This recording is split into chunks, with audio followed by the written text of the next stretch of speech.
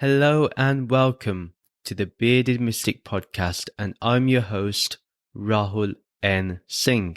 Thank you for joining today and for taking out the time to either watch or listen to this podcast episode. Today, we're going to be continuing on with the Wisdom of the Mystics series. If you remember, last month we looked at Osho, or also known as Bhagwan Sri Rajneesh, and we looked into his teachings and some quotes and we explored them. Today, we'll be looking at the great mystic sage from Arunachala named Sri Ramana Maharshi. Now, Ramana Maharshi is an amazing mystic that has a lot of depth.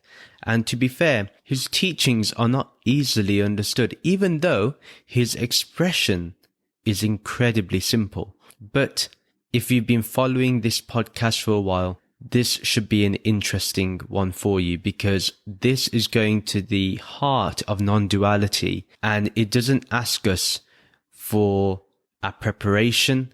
It just requires our attention and our devotion to actually go forward with understanding this ultimate reality. We'll be looking at some of the teachings of Ramana Maharshi from the book Be As You Are that was written by David Godman.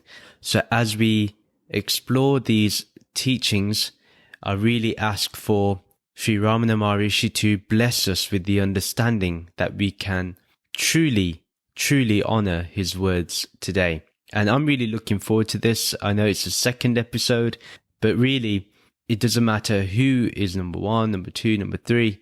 They all have a part to play in our spiritual journey, and they all have certain teachings that we need to explore and learn from.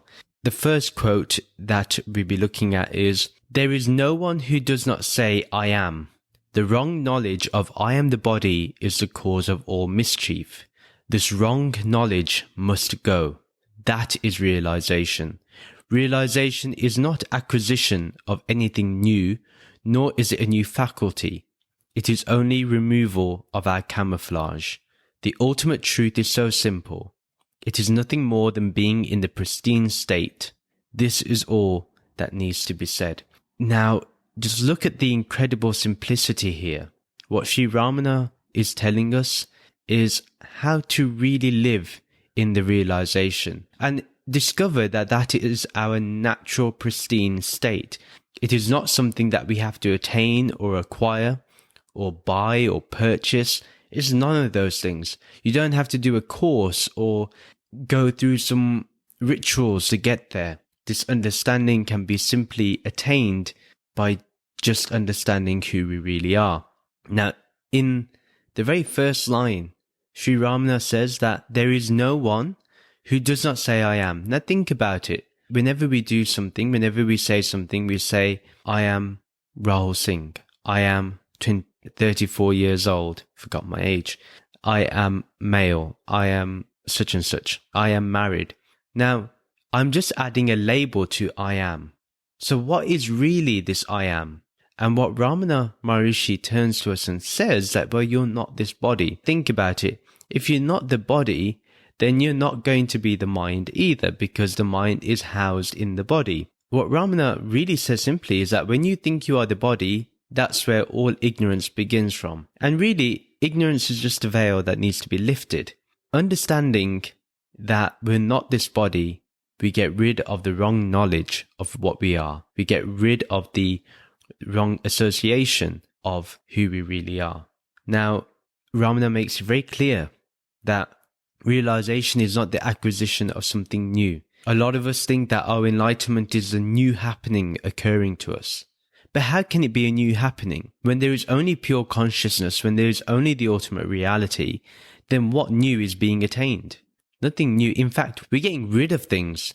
We're not acquiring anything. We're getting rid of wrong understanding. We're not acquiring a newer understanding.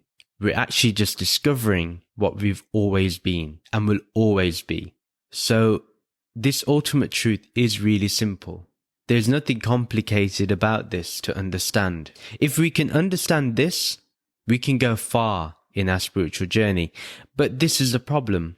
Getting rid of the thought of I am the body or the understanding of I am the body, the knowledge of I am the body, the identification is difficult because we've always been told we are this body. We are reminded about this all the time, whether we are in the family, whether we are out and about and we're buying things. Why are we buying things? For the body. For example, when you go grocery shopping, now that's a necessity for the body. That is fine. But if we think that whatever food I take, I become that, that's the wrong understanding. I know there's some gurus that turn around and say your body is the accumulation of food, which if you look at the body, it's right. But that is still not who you are. You're more than that. And Sri Ramana says that this is not a new faculty. It's not like suddenly you get a new faculty of intellect or intelligence. None of that. You simply have all this already. You just have to be open to understanding this. Sri Ramana's message is very simple. How much of it we want to really attain or understand is really up to us. And it's really down to us whether we want to. But it's very easy for us to remain in ignorance because, like I said in other podcast episodes, we love to complicate things. We love to complicate matters of spirituality. But really, spirituality is very easy. If you just follow this one quote from Ramana Maharshi, there is no reason why you cannot attain enlightenment. It really is for you. The second quote, at this level of the teaching, there is no question of effort or practice. All that is required is an understanding that the self is not a goal to be attained. It is merely the awareness that prevails when all limiting ideas about the not self have been discarded. So the not self meaning the body, the mind, karmas, conditioning, all of those things. Now, if you look at this quote very carefully, Ramana Maharshi is telling us about the teaching of the self only is. That's the ultimate teaching of Ramana Maharshi.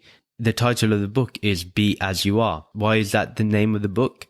That is the central teaching of Sri Ramana Maharshi, is be as you are, be who you really are. Now, everything that you're told that you are is merely something that has been imposed upon you. Your name, your gender, all these things that you identify with, your age, all of those things have been imposed upon you and they create the ego. Therefore, what is the ego? The wrong identification. The ego then believes that it is the body, it is the mind, it is all those things that you identify and label yourself with. Ramana Maharshi says you don't need to put any effort in. You don't have to practice anything. To be your true self, to be as you are, Brahman, pure consciousness, you just have to be. There's no question of effort. There's no need for practice. Now, that does not mean that we are not to do any practice or we're not to put in any effort. What Ramana Maharshi is talking about is, yes, in the beginning, you may have to acquire to do some effort, but once you have realized who you really are, there shouldn't be any effort to go back or to be in that understanding. So it's really from that level that he's talking upon. Now, all that is required is an understanding that the self is not a goal to be attained. If it was a goal to be attained, that means that it's something separate to you. Sri Ramana Maharshi gets rid of this false understanding that there is separation between us and Brahman, or the Atma and Brahman. In fact, that's the only thing that remains, is pure consciousness, this ultimate reality. As he mentions, it is merely the awareness that prevails when all limiting ideas about the not-self have been discarded. So this is through the process of neti, not this, not this, when we continuously remove those ideas of what we are not. Now, if we know that the self is pure consciousness, then we have to get rid of everything that is before pure consciousness, that appears before pure consciousness, all the objects that appear against pure consciousness. We have to discard all of those limiting ideas and beliefs and labels and get to pure consciousness. That is the journey that we need to take.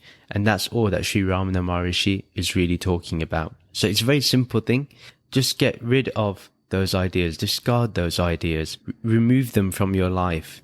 Practice that first. And ultimately, when you get to that awareness, it will be unbreakable for you. You will always be in that state of understanding. Now, there's an interesting thing here. When Sri Ramana says the self is not a goal to be attained, the other thing before that is so we understand that we don't create another identity, that we are the self. The self does not need to say, I am the self, right? If there's only the self, what is the self going to be declaring itself to? Nobody. There's no need to. This needs to be understood. Also, it's not a goal to be attained, because if you say we will attain when we become the self, then that means that we are not the self. You are the self. You cannot become the self. You have to understand that you are the self. So this little nuance in language, we do need to really understand and really practice. Until we correct our language with understanding, we will then correct our language too. The third quote, Brahmagyana is not a knowledge to be acquired, so that acquiring it, one may obtain happiness. It is one's ignorant outlook that one should give up. The self you seek to know is truly yourself. So let's break this up. This is a very deep yet simple teaching. Brahmagyana is not a knowledge to be acquired. We know that jnana means knowledge. We know Brahma means Brahman, this ultimate reality. The knowledge of this ultimate reality is not a knowledge to be acquired. You don't have to gain it. You don't have to go to a guru to get this knowledge. All the guru does is say, this is what you are. Yeah. This is the only thing that is. That's the only form of knowledge they give, a projection of knowledge that they give. But it's not something you gain. Yeah. Because it's the understanding that you are already this. So it's not something you acquire. Again, the repetition of this is because we've fed always, you need to find enlightenment. You need to find God. You know, there's a saying, I went searching for God and only found myself. This is literally what Sri Ramana's teaching is about. And then what Sri Ramana says here is even deeper. He says, okay, we established that it's not a knowledge to be acquired. Then he says, so that acquiring it, one may obtain happiness. Because normally we think, oh yeah, if we attain Brahmgyan, if we get Brahmgyan, if we are able to approach a guru and get that knowledge, then we will get happiness. Sri Ramana says that you can be happy now by knowing that you are the self, by understanding that you've always been the self. This is what we really need to understand here.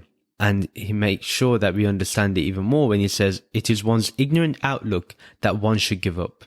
Why should you give up? And what are you giving yourself up to? You can't give up. The reason for that is that ultimately, if you are the self, no matter what you do in life, you would end up looking for that true self. You will be looking for Brahman. Even our desires, the reason why we go for desires is so we can exhaust them. Why? So we can go back to who we are. That's ultimately why we do things and why we desire things. Ultimately, it comes back to this point. The self you seek to know is truly yourself. You don't need to go anywhere and run away somewhere. You can understand this right here and now. It's very interesting because a lot of people, when they listen to this teaching, that's why you have Neo-Advaita. And Neo-Advaita will tell you, well, there's no one here to practice. There's no story. There's no practice. There's no scripture. There's no self. There's no this. That's not what Sri Ramana message is all about. His true message really is to bring you back to that direct realization, to get you to that direct understanding, to allow you to understand that you've always had access to this. Sri Ramana is just showing you that the door that you walk through every day is the door that you're looking for. So the self you seek to know is truly yourself. So don't go through the wrong understanding that you need to know something separate to you. You have to know your true self. Your true self is everything. Your true self is Brahman. The fourth quote, the truth of oneself alone is worthy to be scrutinized and known. Taking it as a target of one's attention, one should keenly know it in the heart. This knowledge of oneself will be revealed only to the consciousness which is silent, clear, and free from the activity of the agitated and suffering mind. Know that the consciousness which always shines in the heart as the formless self, I, and which is known by one's being still without thinking about anything as existent or non-existent, alone is the perfect reality. This is a deep quote again. Like everything Sri Ramana talks about is always to the point, and it's repeated. Why?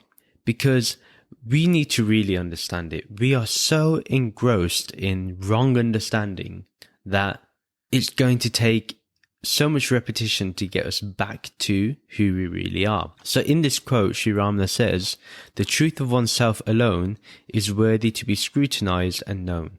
We need to have that practice. Now, it's the only practice worth going for. Now, what's this thing that needs to be scrutinized and known? Who we really are. How do we get there? How can we approach it? How can we get to that place? Those are the things that we need to do. This is the one thing that needs to be known. Everything else in life can happen accordingly, but we need to make sure that this practice is everything that we do. He continues to say, taking it as a target of one's attention, one should keenly know it in the heart. Now, it seems here that Sri Ramana is telling us to practice something. But again, what's going to happen is once we realize what we are and we directly go towards it, we understand that actually we don't need to practice it. We don't have to sit every day and try to get to the self. We don't need to try to get there. We are already it. So what Ramana Maharshi has done is taken the Upanishads, taken the Bhagavad Gita, Ashtavakra Gita, and made it known for us, made it a direct realization, a direct path for us. And this is what he's done. A lot of people may turn around and say Sri Ramana never gave the traditional teaching, and that there is ways where he has deviated away from the traditional teaching of Advaita Vedanta. But I disagree. I think he went to the heart of Advaita Vedanta and the heart of Adi Shankaraji's teachings and gave them to us and simplified it so we can understand it in today's modern day and age. And that's ultimately what a sage does, is bring the teaching to today's time. There's no need to talk about something from thousands of years ago or hundreds of years ago when it will not be applicable to today. And Sri Ramana really does that. What he's saying now is taking it as a target of one's attention seems like a practice, but really is bringing us back directly in touch with who we really are. So we need to bring it to one's attention, what the true self is. That needs to be everything we need to do. So whatever is not our self, we need to scrutinize it and then know that it is not our true self. It is not consciousness. One needs to keenly know it in the heart. What he means there, that knowledge needs to be centered within us. It needs to be understood. It needs to be totally our own presence. It needs to be totally owned by us because it is us. Yeah. We need to know it completely. This is what Sri Ramana means by keenly know it in the heart. Basically, the mind should not have an iota or speck of doubt that it is something else. This knowledge of oneself will be revealed only to the consciousness which is silent, clear, and free from the activity of the agitated and suffering mind. How do we calm down this agitated and suffering mind? By bringing ourselves back to that direct understanding of who we really are, scrutinizing that false knowledge that we have about who we think we are. So this knowledge is only revealed to us by ourselves when we are silent, clear, and free. So for that, we need to calm our minds down, and that is by concentrating on who we are. That's what we need to do. Know that the consciousness which always shines in the heart as a formless self, I, and which is known by one's being still, without thinking about anything as existent or non-existent, alone is a perfect reality. So know that this formless self is the perfect reality, the ultimate reality, and that it's always shining in the heart. It's always there. It doesn't disappear with time. It doesn't disappear in space. It's always there. And it's not existent nor non-existent. It's beyond these definitions. So this is how we can understand. So we need to know this and become it. Quote number 5, to see God is to be God. There is no all apart from God for him to pervade. And we're going to go through each line probably a bit carefully now because this is a long quote. To see God is to be God. There is no all apart from God for him to pervade. He alone is. God is required for sadhana. What we need to understand is, in order for us to see God, we have to be God. There should not be a separation. There should not be a duality between God and me. You and God. There can only be God. And then Sri Ramana, very carefully look at the thought here. There is no all apart from God for him to pervade. Think about this. There is no all apart from God. The manifestations that we see, these infinite manifestations that we perceive through our senses, this is nothing but consciousness. All that is just a projection upon consciousness. We often think during neti neti, we get rid of everything, but we keep the subtle element of space, akash, and we think that this pervades everywhere. What Sri Ramana is doing is bringing this everywhere into in here. This is what he's doing. So you directly go to it rather than spread out to it. Instead, Sri Ramana is saying, don't spread out, enter in.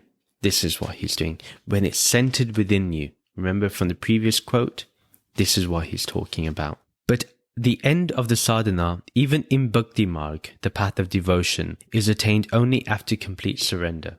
What does it mean? Except that effacement of the ego results in self remaining as it has always been. So what that means here is that at the end of the practice, the sadhana, even in devotion we are told to surrender to God. But the only way to do that is to surrender. Surrender to that wisdom. Surrender to yourself with yourself. That's what you need to do. And it's only done when we get rid of the ego. We have to surrender the ego. Bring ego to the forefront and say that the ultimate reality only is. Let the ego discover that it does not exist. It's just a projection against consciousness. It's needed to live in the day-to-day reality. We need the ego, but it is not one's identity. That's the difference. We don't identify with the ego. We now identify with Brahman, the true self. Whatever path one may choose, the I is inescapable. The I that does the nishkam karma, the motiveless acts. Nishkam meaning without any motive, without any selfishness, without any element of doership. So whatever path one chooses, this I is inescapable. I meaning Brahman, the true understanding of what I is. When we get rid of I am the body, I am the mind, when we understand we are not these things, I am not space, I am not the planets, I am not the earth, what remains is I. Even am disappears. Why? Because I am will need something to follow as a label. But I does not need am. I can be as it is. Because I is the self. Everything that the I says it is just the content of I. But it is not I, the capital I. See the I as the self, the formless self. The I that pines for joining the Lord, from whom it feels it has been separated, the I that feels it has slipped from its real nature, and so on.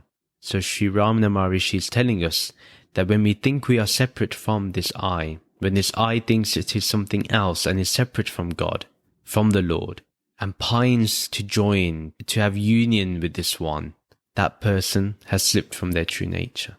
Once this I has united with the Lord, only the Lord will remain. The ego will understand it has no light that shines forth from it. The light was always from the Lord, from Brahman. So the source of this I must be found out. Then all questions will be solved. To really get rid of our questions and doubts, we have to go to the source of what this I is. That is the key. Quote 6. Guru is the self. Sometimes in his life a man becomes dissatisfied and not content with what he has. He seeks the satisfaction of his desires through prayer to God. His mind is gradually purified until he longs to know God, more to obtain his grace than to satisfy his worldly desires. Then God's grace begins to manifest. God takes the form of a guru and appears to the devotee, teaching him the truth, and moreover purifies his mind by association. The devotee's mind gains strength and is then able to turn inward. By meditation, it is further purified and it remains still without the least ripple. That calm expanse is the self. The guru is both external and internal. From the exterior, he gives a push to the mind to turn inwards. From the interior, he pulls the mind towards the self and helps in the quietening of the mind. That is Guru's grace. There is no difference between God, Guru, and the self. So let me put it in another way. There is no difference between pure consciousness.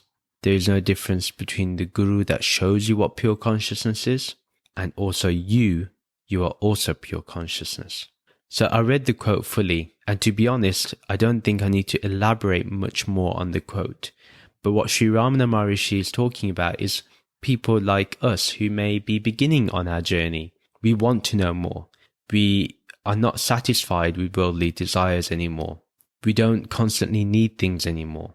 Our wants, we know, aren't going to fulfill us. So we want to know who we really are. We feel there's a hankering within to know who we really are. We don't feel fulfilled with life and what life is offering to us.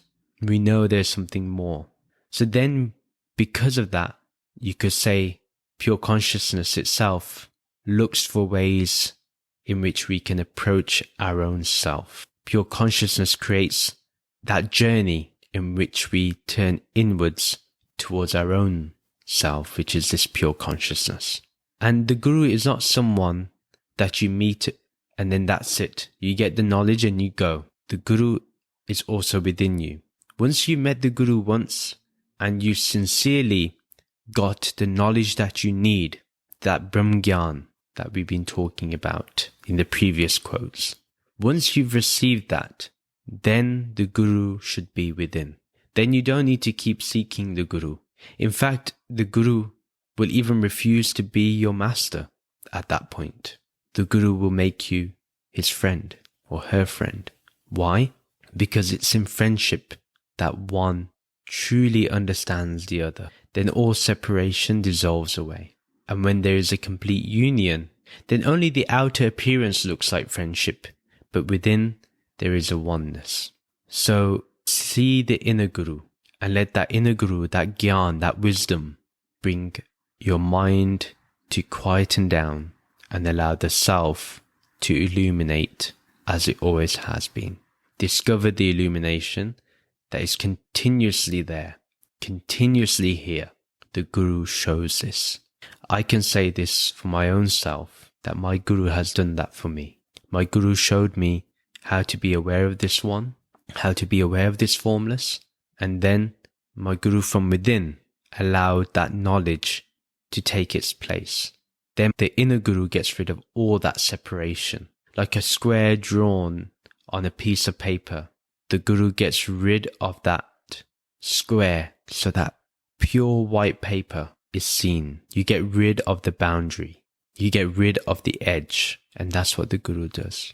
The Guru is the eraser of everything that you're not. The Guru erases it all. The Guru is the wisdom. Utilize that wisdom within, and that will take you there. Quote number 7. A man might have performed many karmas in his previous births. A few of these alone will be chosen for this birth, and he will have to enjoy their fruits in this birth. It is something like a slideshow where the projectionist picks a few slides to be exhibited at a performance, the remaining slides being reserved for another performance. All this karma can be destroyed by acquiring knowledge of the self. The different karmas are the slides, karmas being the results of past experiences, and the mind is the projector. The projector must be destroyed so that there will be no further reflection and no further births and deaths. The mind meaning the ego. But you can see this as a series of films. For example, you have The Lord of the Rings. There are 3 movies, 3 parts to it. But you can choose to either watch the 3 movies on 3 different days, or you can watch the 3 movies in one day. Likewise, with all your karmas, you can live them either in this life, or you can spread them out for another time, for another lifetime. But once we understand what this ego is, that it's only projecting the results of our karmas, and that is all just a projection, then we can understand what our true self is. When we get rid of that projection, then once you understand the formless self, then how can that acquire any karma? How can any karma be performed unto it? The formless self will acquire no karma, nor will it be affected by any of your previous karmas. The body may go through it, the mind may have to face it, but the self that you are will not. That awareness, that pure consciousness will not be affected. That is the key to understanding this quote. So enjoy the fruit of this action right now. Think about it. The fact that you're listening to this, the fact that I'm looking and recording this podcast talking about Sri Ramana Maharshi's great words of wisdom, that's a beautiful fruit, beautiful karma. Whether you're listening, whether I'm speaking, understanding it, it's all karma. It's all the fruits. But just remember, the one that is not touched by the fruits, that is who we really are. Quote number 8, the final one. And this is sometimes, I'm asked this question that what is Ganeshi? What is Hanumanji? Why do you have many gods and goddesses in Hinduism? Sri Ramana answers this question. Shiva, Ganapati, and other deities like Brahma exist from a human standpoint. That is to say, if you consider your personal self as real, then they also exist. Just as a government has its high executive officers to carry on the government, so has the Creator. But from the standpoint of the self, all these gods are illusory and must themselves merge into the one reality. So this is the understanding of Saguna Brahman and Nirguna Brahman. Saguna Brahman is the formless, the ultimate reality with attributes. Nirguna Brahman, the one without attributes, the ultimate reality without any attributes. So all these things exist from a human standpoint. We feel there's a creator, we feel there's a sustainer, we feel there's someone that gives us good luck, we feel there's someone that gives us strength. All these things, we may say they exist on that point. But here, Sri Ramana makes it very simple that from the standpoint of the self, these don't exist because only the self is. But if you believe in these things, it's because you believe you're a human being and you believe there's something more. But there isn't something more, nor is there something less.